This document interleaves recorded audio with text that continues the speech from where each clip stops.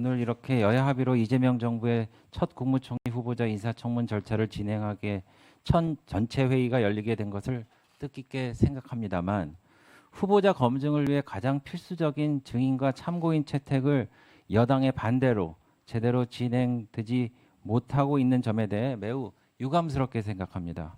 모두 아시는 것처럼 인사청문회에서는 후보자의 자격과 도덕성 모두를 검증하게 됩니다. 우리 국민들께서는 지금 그 어느 때보다 고위 공직자 후보자들의 높은 도덕성과 투명한 정보 공개를 요구하고 있습니다. 그리고 그 검증을 책임질 중요한 키포인트가 바로 증인과 참고인들입니다. 우리 국민의힘이 요청한 증인 명단은 지금까지 후보자에게 제기된 각종 의혹을 해소하기 위한 반드시 출석이 필요한 인물들입니다. 또 저희가 요청하는 증인들은 후보자에게 제기된 각종 의혹들을 해소하기 위해서 필요 최소한으로 한정돼 있습니다. 반대로 민주당에서는 직전 정부의 대통령, 국무위원과 심지어는 우리 당 대통령 후보에 이르기까지 이번 인사청문회와 전혀 무관한 사람들을 대거 증인 리스트에 포함했습니다. 누가 보더라도 물타기용 증인 리스트이자 이번 인사청문회를 후보자 검증이 아닌 전 정부 흠집 내기로 채우겠다는 발상이나 다름없는 것입니다. 이처럼 민주당의 비협조적인 태도에 국민의힘 간사로서 깊은 유감을 표하며 후보자에 대한 국민들의 의혹이 모두 해소될 수 있도록 지금이라도 증인 협의에 적극적으로 나서 주시길 바랍니다. 이상입니다.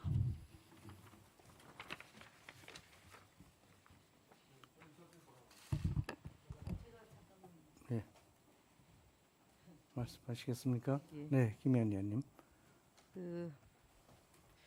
직전까지 원만한 회의 진행을 위해서 야당 간사가 잘 하겠다라고 얘기하고 의사진행 발언에서 30초도 지나지 않아서 공격을 하기 시작했습니다.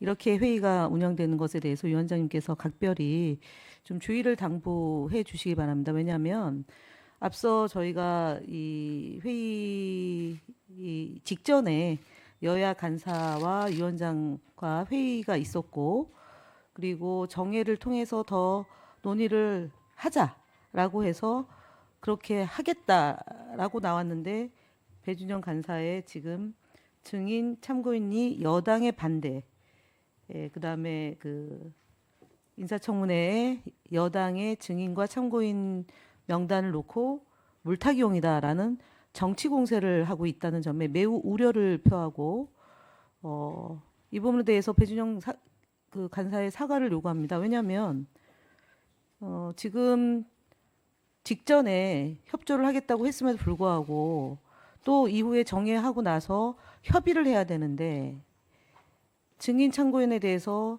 평가를 하는 것은 매우 부적절합니다.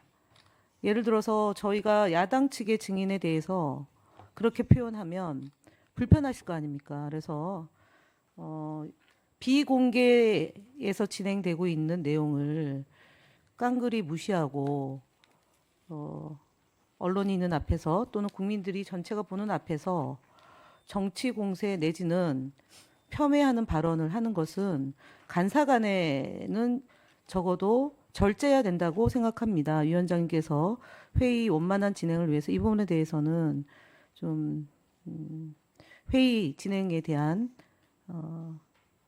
원칙이라고 할까요? 이번 청문회에 있어서 그런 부분에 대해서는 좀 기준을 좀 잡아주셨으면 하는 의사 진행 발언을 말씀드린 겁니다. 이상 마치겠습니다. 네, 뭐 비슷한 얘기 아니시고요? 네, 그래도 반드시 좀 드려야 될 부분이 있어가지고 말씀드립니다. 화성정의 전용기입니다.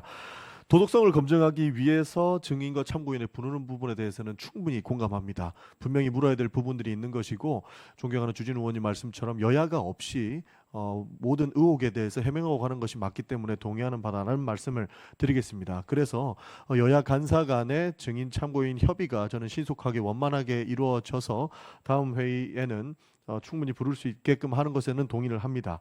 그러나 무리한 측면이 있기 때문에 저희가 문제 지적을 하는 것이죠. 그래서 추가 논의가 필요하다고 보는 것인데 여러 가지 언론 보도도 있었지만 전 배우자를 부르는 부분 저는 굉장히 좀 부적절하다고 봅니다. 전 배우자라고 한다면은 여러분들 다 아시다시피 이제는 남입니다. 그런데 그 남까지 인사청문위원회에 증인으로 불러서 여러 가지 이야기를 묻고 답변을 듣겠다라고 하는 것들은 후보자에 대한 인사청문회에 관심이 있는 것이 아니라 후보자의 흠집내기용에 불과하다라고 하는 것이 저희의 입장인 것입니다. 그리고 이미 남이 된 그 사람들의 기본권까지 제한하려 할 수 있는 우려가 있기 때문에 동의할 수 없다는 말씀을 드린 것이고 뭐 가족에 대한 부분은 굳이 거론하지 않겠습니다만 모든 흠집 내기 위한 수단과 방법이 다 동원된 이런 인사청문회는 대해서는 안 된다라는 말씀까지 드리고 싶은 겁니다. 그렇기 때문에 위원장님께서 원만하게 해당 부분들을 정리할 수 있게끔 해주시는 것을 요청드리는 바입니다. 이상입니다. 네. 뭐 간단하게 하겠습니다. 예.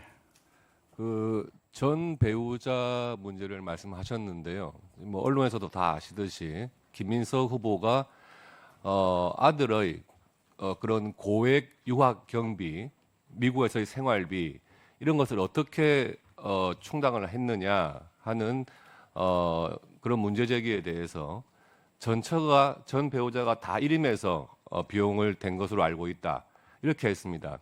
그러면 그런 외국 대학의 학비라든지 생활 자금은 신고된 하나의 외환 계좌로만 할 수 있기 때문에 그 외환 계좌 그것을 자료를 제출하면 거기에서 송금한 것이 확인되면 전 배우자에 대해서는 증인으로 채택했다가도 철회할 수 있는 문제입니다.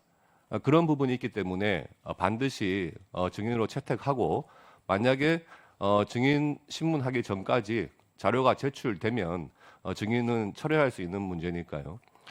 그리고 국민의힘에서 지금 신청한 증인들에 대해서 어떻게든 민주당 쪽에서는 좀 줄여보려고 하시는데 아시듯이 금전 소비대차 계약만 하더라도 같은 형식의 그런 계약서를 가지고 같은 날 9명이 동시에 계약을 맺죠.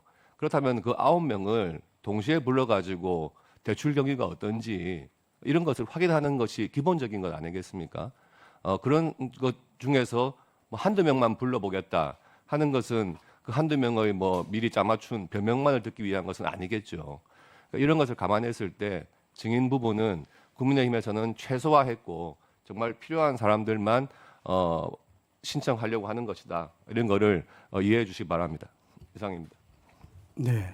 이제 뭐 그만하시죠? 네. 예. 말씀하시죠. 최현일 의원님. 그 배준영 간사님 말씀하신 뭐 자격과 도덕성에 검증하는 게 청문회라 본질이라 생각합니다. 그 부분 동의를 하고요. 근데 인사청문회도 이게 한도가 있고 선이 있다고 저는 봅니다. 지금까지 역대 청문회에서 가족을 이렇게 증인 신청한 경우는 제가 찾아봤는데 없었습니다. 선을 지켜야죠. 그리고 해야 할 일과 해서는 안 되는 일이 저는 있다고 봅니다. 지금 아무리 유능하고 청렴하고 평판이 있다 하더라도 청문회 후보가 되지 않기 위해서 어떤 공직을 거절하는 분들도 있습니다. 청문회 무용론이 나오는 겁니다. 그리고 또 가족 그런 청문회 무용론이 더 이상 있어서는 안 되고요. 또 하나가 이러한 가족들을 이런 식으로 무차별적으로 부르고 그러면 잘못된 선례 이것도 결국은 저희 국회의 권위와 또 어떤 국민의 어떤 신뢰에 그게 배반되는 거라고 저는 생각을 합니다. 그리고 하여튼 아까 얘기했듯이 김민석 후보께서 그렇게 말했습니다. 제기되는 모든 신상 질문에 대해서는 할 수 있는 모든 방법으로 답하겠다. 지금 아마 후보께서는 아마 페이스북으로 아니 또 기자회견으로 일일이 구체적으로 답변하고 있습니다. 그래서 어떤 궁금한 거나 후보 어떤 본인에 대한 어떤 신상이나 어떤 정책 검증은 그 청문회 때 후보자에게 직접 물어보면 되는 거지 이걸 가족이나 이런 식으로 확산을 해가지고 이런 식으로 불신을 자초하거나 또 이런 어떤 네거티브로 간다고 그런 거는 아닌 것 같습니다. 그래서 그 부분에서 저희 어떤 청문회 위원들이 그 부분에 어떤 좀 가야 되는 거 아닌가 생각됩니다. 네, 증인 참고인 양그 교섭단체에서 제출하셨던 분들이 이제 처음에 많았었는데 상당히 그래도 많이 좁혀지도록 지금 노력을 하고 있다는 말씀드리고요. 위원님들 그 말씀하신 건 다 간사님들 통해서 제가 다 거의 다 그 취지는 알고 있는 상황입니다. 그래서 예, 그럼 마지막으로 김희정 의원님 하시고 이 정도로 마무리하시죠. 예. 네, 청문회를 원활하게 진행하기 위해서 우리 배준영 간사가 처음부터 굉장히 양보를 한 것으로 알고 있습니다. 청문회 저희 국민의힘 쪽에서는 보다 충실한 청문회를 위해서 워낙 제기된 의혹이 많다 보니 최소한 3일 정도 청문회가 필요하다라고 얘기를 한 바가 있습니다. 그런데 여야 간사 간 협의를 통해서 이틀 해왔는데 받았어요. 잘 아시다시피 우리 김영 간사님은 가방이 간사를 하셔서 누구보다 더 잘 아시겠지만 이진숙 방통위원장 후보 3일하고 현장 검증까지 해서 4일씩이나 인사청문회를 진행했고 KBS 사장도 인사청문회 3일을 이미 진행한 바가 있습니다. 22대 국회 들어서. 그리고 국무총리도 우리가 황교안 국무총리 때 이미 또 3일을 진행한 바가 있습니다. 이런 선례가 있고 상당한 많은 의혹이 있음에도 불구하고 이 일을 원한다라고 해서 저희가 이견 없이 합의를 해준 바가 있습니다.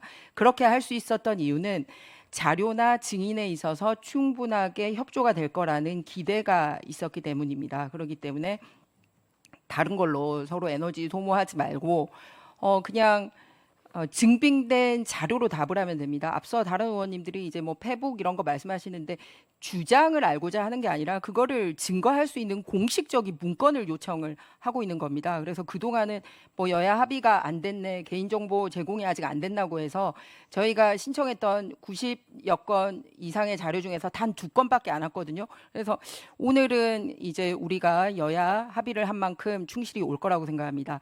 증인 신청도 역시 여기 연장선상에서 가고 있다는 말씀을 드립니다. 앞서 자꾸 가족을 언급하시는데 저희가 최종적으로 여당 간사에게 요청했던 안에는 가족은 들어있지 않습니다.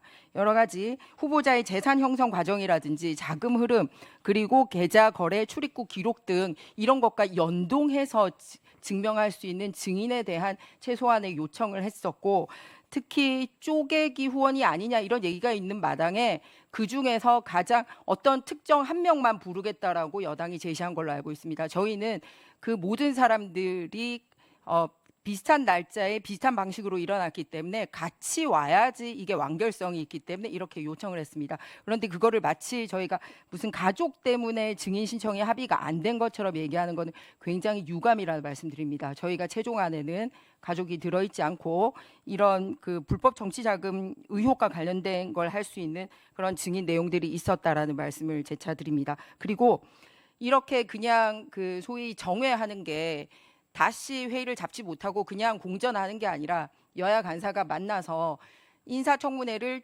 이틀이라도 충실하게 할 수 있는 합의를 해서 빨리 오늘 밤이든 내일이든 우리가 다시 모여서 증인 대책이 반드시 이루어지도록 해야지 이렇게 정회하는 게 증인 신청을 회피하기 위한 수단으로 사용되지 않기를 바라고 촉구합니다. 위원장님. 네, 위원님들 말씀은 여기까지 듣기로 하겠습니다. 조금 전에도 말씀드린 바와 같이 여야 간사님들이 많은 노력을 하고 계십니다. 그래서 지금까지 일정이라든지 또는 자료 제출 건이라든지 지금까지 잘 협의가 되어 왔고 다만 증인 참고인 문제만 아직 합의가 이르지 못했습니다만 그래도 많이 좁혀졌다는 말씀 다시 한번 드리고 조금 더 노력하면 합의가 이루어지지 않을까 생각합니다. 양 간사님들께 특별히 부탁을 드립니다. 저와 함께 노력을 하겠다는 말씀 드립니다. 그리고 의원님들께는 증인 참고인 출석 요구의 건에 대해서 이제 협의가 완료되면 속개 시간을 공지해 드리도록 하겠습니다. 그러면 정회를 선포합니다.